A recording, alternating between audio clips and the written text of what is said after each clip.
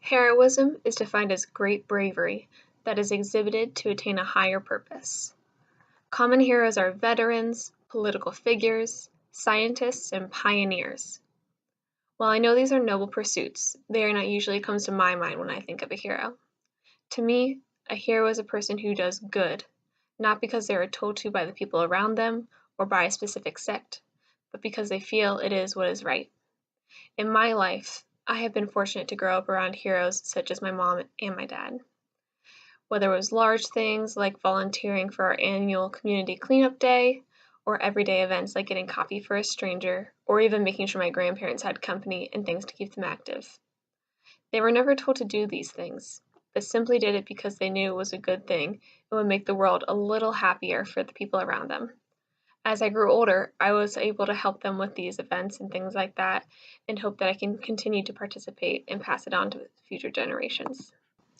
A recent act of heroism that I found was through a post on the social media site Twitter. Just last week, a young girl from Ohio University posted about her experience with an app called Be My Eyes. This is an app where volunteers can sign up, and whenever a visually impaired individual needs help doing a task, they can call into the app and a volunteer will talk them through the activity. She told the Twitter community a heartwarming story where she spent the better half of an hour talking to a lady from Texas who couldn't find her coffee creamer in the morning. Massive amounts of sharing and republishing later, the volunteer count reached over 2 million, myself and Kathy included. Looking through the comments, I saw similar stories about helping a woman bake a pie and a visually impaired person who admitted that he has used this app more than he thought he would. This is a great example of Cialdini's point of social proof. As it continues to get more mainstream and get more recognition, the more people tend to join the app. She was not the only person to utilize this platform for this purpose, though. There had been a growing trend of people and organizations using Twitter as a platform to get younger generations more involved, whether through volunteer work like Be My Eyes, activist groups posting about rallies or protests, educational videos on things like state of the world or current politics, and so much more utilizing this point of influence or persuasion to gain more followers to their cause. These people are all heroic in their own way, and it's amazing to see that these influences can cross borders and find a way to get their ideas passed through multiple communities. Social proof or social validation is the idea that people are more likely to take action if they see evidence that others have taken action, especially if they're friends or in the same social class or the same age. We tend to be more reluctant to take action on any subject if no one else has done it before. Another word for this principle is consensus. So people will tend to look to the behavior of others in order to determine their own behavior, especially when they're uncertain on what to do or what to say.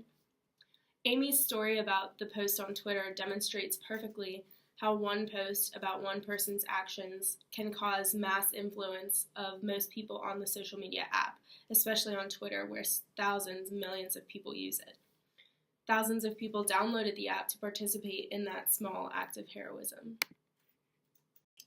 Social validation or consensus can be used to influence others in a positive way, as shown by the Be My Eyes app.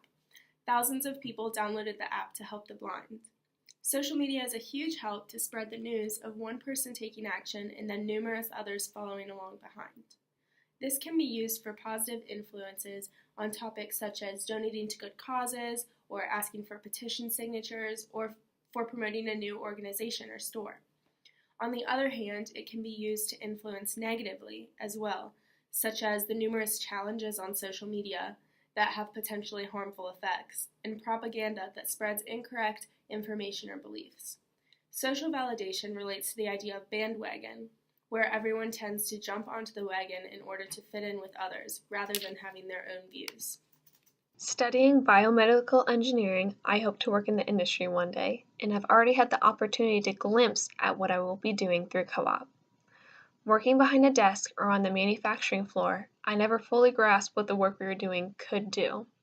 Then, one evening we had a guest speaker who actually received one of our specialized orthopedic implants, talking about how it changed her life and the stories of all the wonders she could do now. I never considered the work engineers do as heroic until this time. However, it comes with barriers. The regulations both within the company and the country at this time inhibit the ability to help every person. Luckily, a few years ago we opened a new sector called PMI, which stands for Patient Matched Implants. This allows the engineers to alter common devices and make them more suited for that individual patient and thus preventing rejection and making them more comfortable as a patient goes on in life. Another possibility with my degree is going into research, like my father does. He works for an engineering firm that is contracted out by companies or government entities to divulge the potential harm and prevention plans for things ranging from biowarfare to the impact of e-cigarettes and vaping on the lives they use. The regulations impacting his work are stricter than I have found through my time in industry, but he has been able to overcome them through his company by keeping the knowledge a secret from potentially harmful groups and being able to see the work he does directly impact and save lives of people who would have been harmed. I hope to become a nurse when I am finished with school. In nursing, I feel that heroism can be seen in small things that set apart a nurse from a great nurse. I'm sure that all of us have had experiences at a doctor's office or in a hospital where the nurse might appear bored or entirely focused on their work and does not attempt conversation or maybe makes commands in order to get all of their tests in. I feel that everyday acts of heroism in nursing could include simply speaking kindly to patients and actively engaging in conversation to make them feel more at ease. If nurses actively seek ways to relieve pain or bring joy to a patient, that in itself is everyday heroism, especially in hospitals where a patient stays in the same room every single day. Someone that I look up to in my life as a hero is my grandmother. She has always been silently strong, even through numerous hardships and watching her husband suffer through leukemia. I have never once heard her complain about anything or anyone, and she is always pleasant, no matter the situation. She has always been a hero to me through her quiet, strong demeanor and her tendency to be kind and thoughtful to anyone in any situation.